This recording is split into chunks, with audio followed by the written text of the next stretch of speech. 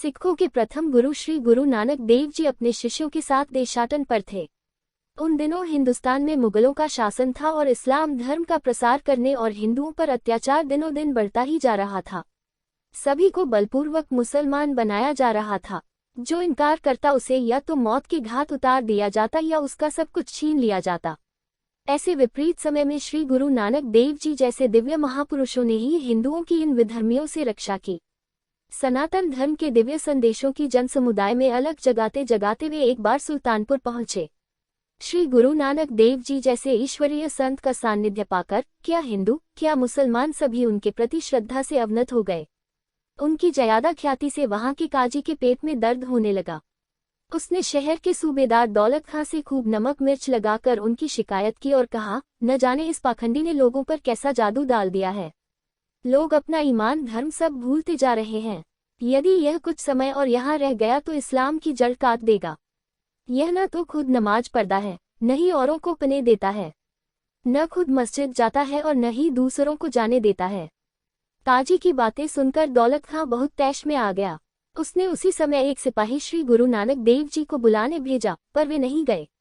इससे दौलत खां का गुस्सा 7वें आसमान पर पहुंच गया। उसने सैनिकों की पलटन भेजकर कहा कि यदि वे आराम से न आए तो कैद करके ले आना।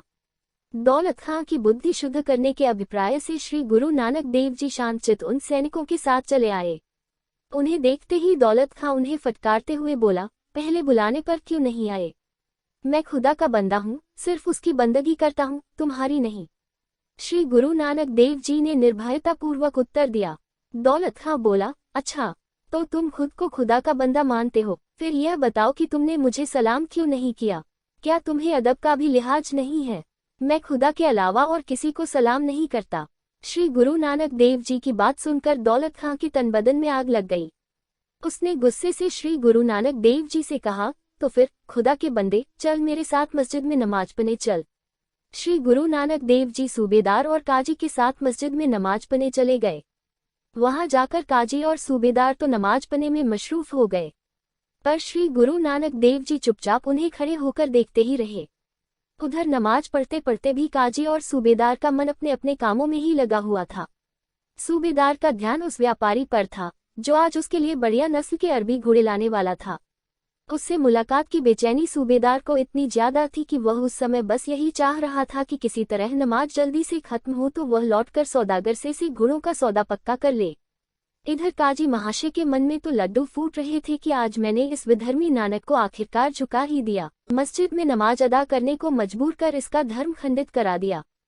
खैर, नमाज खत्म होने के बाद जब दोनों ने देखा कि श्री गुरु नानक देव जी तो चुपचाप खड़े होकर उन्हें ही देख रहे हैं, तो उन्हें बड़ा गुस्सा आया। सूबेदार आंखें निकाल कर बोला, क्यों रे ढोंगी, तू तो खुद को खुदा का बंदा कहता है, फिर तूने नमाज क्यों नहीं अदा की? दुनिया के सामने खुदा का नाम लेने का दिखावा करता है, पर नमाज नहीं पता। तू सच में पाखंडी है। गुरु नानक देव जी शांतचित्त रहते हुए ही उनसे बोले, जनाब, आया तो मैं भी नमाज पढ़ने ही था, पर पता किसके साथ? क्या आप लोगों के साथ, जिनका ध्यान खुदा से हटकर दुनियावी काम धंधों में ही उलझा हुआ था। सूबेदार साहब, आप ही बताइए, क्या आपका मन उस वक्त उस सौदागर से मिलने को बेचैन नहीं था जो घोड़े लेकर आने वाला है? और काजी साहब, क्या आप उस समय ये सोचकर मन ही मन खुश नहीं हो रहे थे कि आपने मुझे मस्जिद में लाकर किला फतेह कर लिया है? अब जरा आप लोग खुद ही सोचिए कि वास्तव में असली पाखंडी मैं हूँ या फिर आप। खुदा की शान में गुस्ताखी आखिर किसने की, मैंने या आपने? श्री गुरु नानक देव जी की यथार्थ और मर्मस्पर्शी बातें सुनकर काजी और सूबेदार शर्म के मारे जमीन में गड़ गए। उन्हें विश्वास हो गया कि यह कोई साधारण इंसान नहीं, बल्कि कोई बहुत पहुंचे हुए संत है। दोनों ने उनसे माफी मांगी और फिर कभी किसी पर जुल्म न करने का संकल्प लिया।